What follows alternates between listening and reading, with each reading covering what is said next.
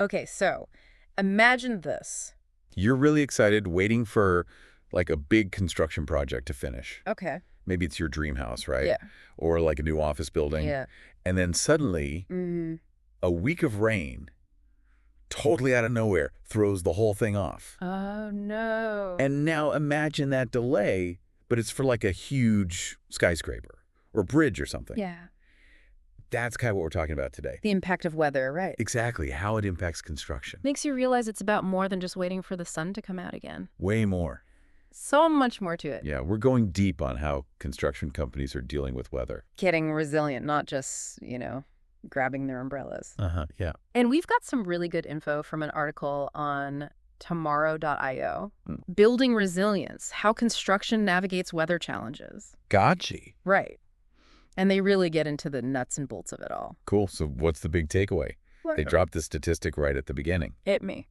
Weather causes something like $4 billion in losses for construction just in the U.S. Billion. Billion with a B. Every year. Every single year. That's insane. That's not just like a few soggy 2x4s, No kidding. That's like a whole domino effect, right? Like, explain that. So one day of rain, suddenly it's a week behind schedule, subcontractors are messed up, materials don't arrive. Right. And then you're talking potential lawsuits because of missed deadlines. It's like a ripple effect. Exactly. And it's not always rain, is it? Oh, absolutely not. Could be heat waves, blizzards, you name it. So how do they even begin to handle all that? That's where the article brings in this company, PCL Construction. What do they do? They've been around for over a century, so they've pretty much seen everything. Wow, a century. Yeah, they've worked everywhere from northern Canada to Australia, all kinds of climates. So they've learned a thing or two.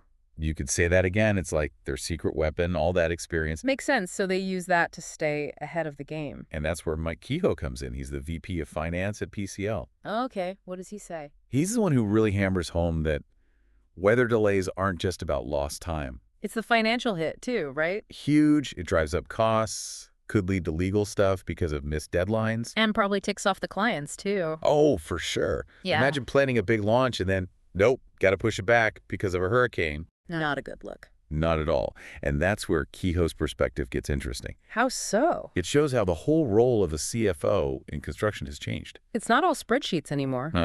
Not even close. They need way more skills these days. Like what? They need to be all over risk management. They need to understand cybersecurity. No way. They need to be strategic about the workforce and, of course, still do the financial stuff. It's like being a conductor. I like that. Juggling a million things at once. Okay, keeping everything on track. Precisely. And to really illustrate it, the article talks about Hurricane Ian back in 2022. Oh, man, that was rough. That was a wake-up call for a lot of people. And PCL was right there in the thick of it. Yeah, they ended up dealing with $150 million in repairs for just one of their clients after that storm. $150 million. That's what I said. That's wild for just one client. Just one. Shows you how bad it was. That's not just a minor setback. That's a whole... A disaster. Totally. So how do they even begin to plan for something like that? That's the thing. You can't always predict it perfectly. But you can be prepared. Exactly. And PCL, they call it proactive planning. Okay, what's that mean? So they take historical weather data for wherever they're building.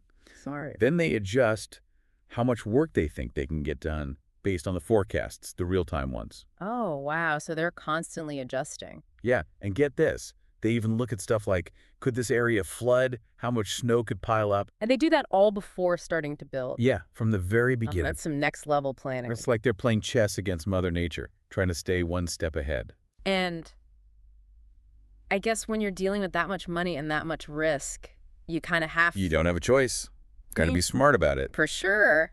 And that's just the start. They've got even more up their sleeve. It's amazing, how much they're thinking ahead with all the planning. It's impressive. Right. And it's not just about, like, saving money. Yeah, there's more to it. PCL, they really get worker safety, especially with those tough conditions. Oh, right. We talked about the heat, the cold. Exactly. So they've got all these programs to prevent heat illness in the summer.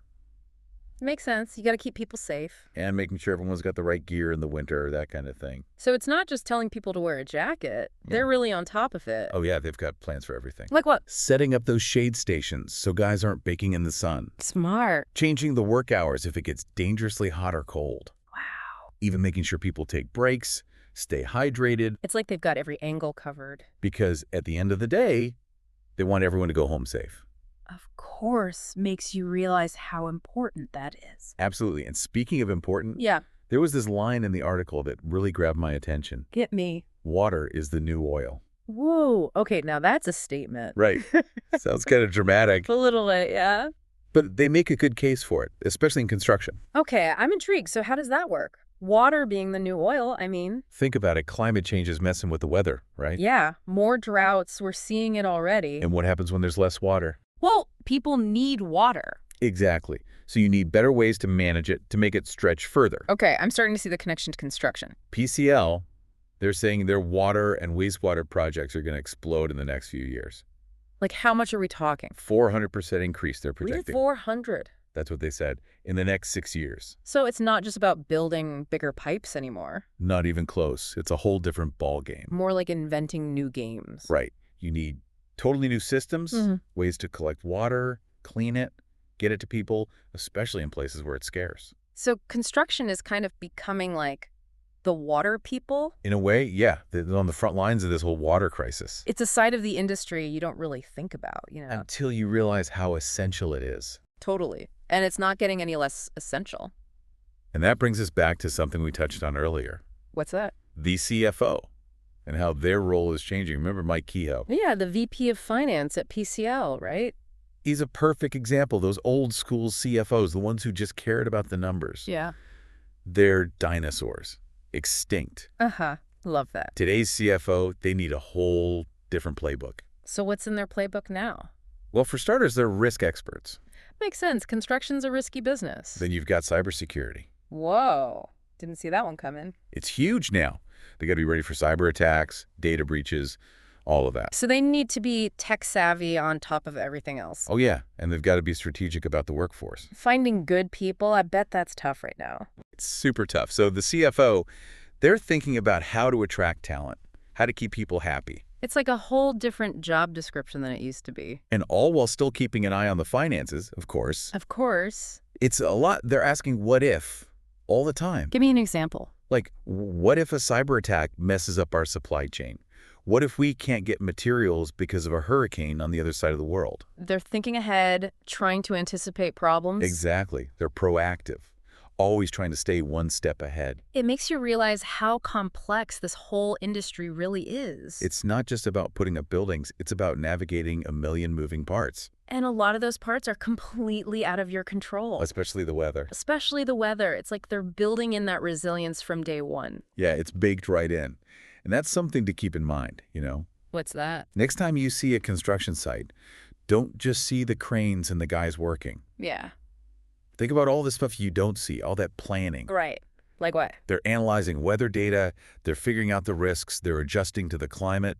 It's wild when you think about it that way. And it's easy to forget about all that when you just see a building going up. Totally. You just think, oh, they're putting up walls, but it's so much more than that. Way more. It's like they're in a constant battle with nature. And the stakes are high. Millions of dollars, people's safety, the whole thing. So that rain delay that messes up your commute? Yeah. That's just a tiny part what they deal with every day. And it's only going to get tougher with climate change and all that. That's true. More extreme weather, harder to predict. Exactly. But hey, someone's got to build the future. That's true. They're the ones out there making it happen. Braving the elements, dealing with the unexpected. So next time you see a construction worker, give them a nod. They've earned it. They definitely have. They're building more than just structures. They're building resilience. Couldn't said it better myself. And on that note, we're going to wrap up this deep dive. Hope you enjoyed it. Until next time, keep your eyes peeled and your minds open.